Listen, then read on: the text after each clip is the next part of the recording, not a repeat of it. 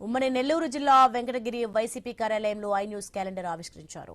ఈ కార్యక్రమంలో వెంకటగిరి వైసీపీ సమన్వయకర్త నేదురుమల్లి రామ్ కుమార్ రెడ్డి పాల్గొన్నారు. ఐ న్యూస్ యాజమాన్యానికి, సిబ్బందికి నూతన సంవత్సర మరియు సంక్రాంతి శుభాకాంక్షలు తెలిపారు. ఈ కార్యక్రమంలో పలువురు వైసీపీ నేతలు పాల్గొన్నారు.